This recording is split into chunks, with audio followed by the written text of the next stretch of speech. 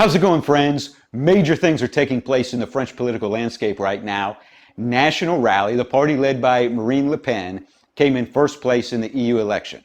They got about 31.5%, 30 of the 81 seats, and outside of Paris, they came in first place everywhere. They just completely swept the map. They're the #1 most popular party in France right now by a huge margin. Now, this election continued a trend that began with the 2022 French general election, where the middle lost a lot of ground and the right and the left both gained large amounts of ground, and the French National Assembly became way more polarized. Well, after the poor performance by Emmanuel Macron's centrist alliance, he has called for an early snap election. And it's going to happen right away. Round 1 will be June 30th. Round 2 will be July 7th. Now, France does not have proportional representation in their national elections. They do for the EU election because they're required to by the European Union. But for their national election, they have more of an American-style winner-take-all, which I'm going to explain why they did that in just a minute. Round 1 is basically an open primary. And then if no one gets more than 50% in round 1, the top 2 vote getters move on to round 2. Now, National Rally began as National Front. It was founded in the 70s by Jean-Marie Le Pen, the father of the current leader. And it exploded onto the scene around the mid-80s. And Jean-Marie Le Pen was the original far-right bad boy who was a threat to democracy, and everyone had to unite to stop this evil far-right threat.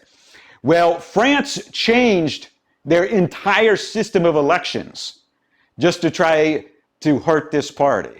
In 1986, National Front got 9.7% of the vote and 6.1% of the seats in the assembly. They got 35 seats.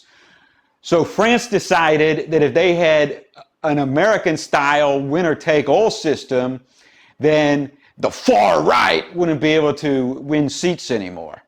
So they completely changed their whole process of elections. They had an early snap election in 1988.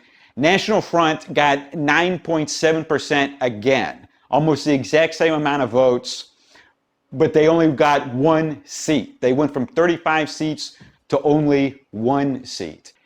And then this just continued for 30 years, where they only get 1 or 2 seats each election. Jean-Marie Le Pen and Marine Le Pen have both made it to round 2 of the presidential election before, but they always lose. Now, National Front was one of the original parties that combined nationalism and social conservatism with big tent populist economics. They're one of the main parties that got that whole ball rolling, which is now a big thing in a lot of European countries. The center-right party in France is Les Republicans, formerly known as Union of Popular Movement. This was Sarkozy's party. And they're part of the EPP, led by the German Christian Democrats. However, they're not nearly as bad as the German Christian Democrats. They're one of the less horrible parties of the EPP. And during the campaigns, they actually campaign as real conservative. It's a lot like American Republicans, where they'll campaign as a hardline conservative, but then when they get in office, who knows what they're going to do. In the 2017 French national election, Emmanuel Macron had the Renaissance Party and this big coalition of centrists. They got 28% of the vote and 53% of the seats. So they took an outright majority. But then in 2022, that was a massive, unprecedented breakthrough for National Rally. They got 18.7% of the vote and 15.6% of the seats. They went from 8 seats to 90. Suddenly, people were voting for him in round 2. And Macron's alliance still got 26% of the vote, but they only got 43% of the seats that time. So in 2017, what ended up happening is all across France in round two, you'd either have a centrist and a conservative, so then all the leftists would vote for the centrist, or a centrist and a leftist, and then all the conservatives vote for the centrist. And so Macron's party did phenomenal, but it didn't work nearly as well in 2022 as it did in 2017. And so you had less Republicans lost a huge amount of seats. Macron's alliance lost a huge amount of seats. And finally, National Rally got a bunch of seats. And then this broad coalition of left-wing parties, many very radically left, did well and got a huge amount of seats. And so, like I said, in the 2022 election, the assembly suddenly polarized. Instead of the centrist party having an outright majority, things blew apart. So here's what happened in the French EU election. As I said, Rally National got about 31.5%, 30 of the 81 seats. Macron's alliance got less than 15% and lost a bunch of their seats. And then you had two very radical left-wing parties, particularly France Unbowed.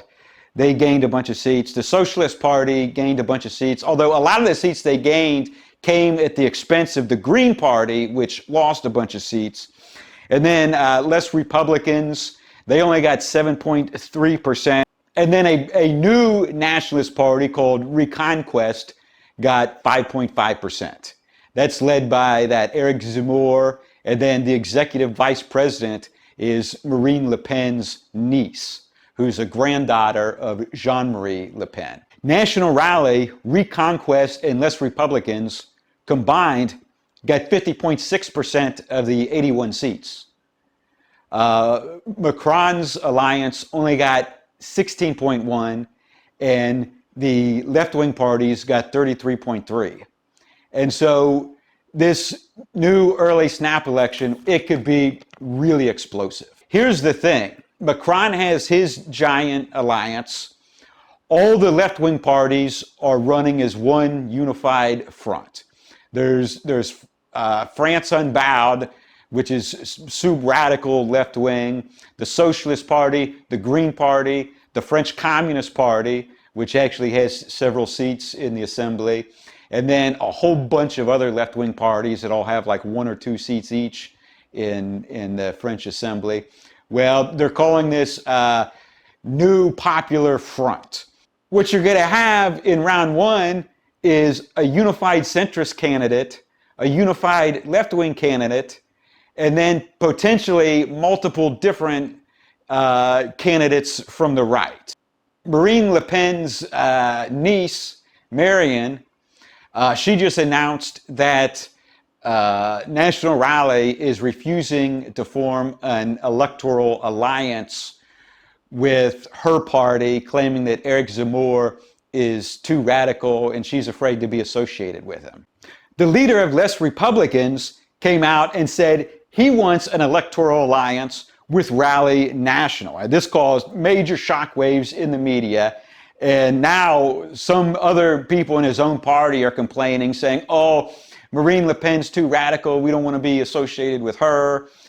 Now, the leadership of National Rally may feel that they're in first place by such a colossal margin that out of the 577 seats, they're just going to make it to round two in a huge majority of all districts, no matter what, even if they have to compete with other people in round one that will split a little bit of the vote. Now, one thing to keep in mind when analyzing this, one of the things that less Republicans uses as a selling point against Rally National is they say, we're better on economics.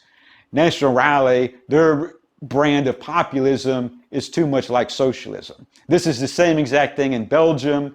This is the ammunition that New Flemish Union uses against Vlaams Belang or Flemish interests. They'll say their brand of populism is too much like socialism.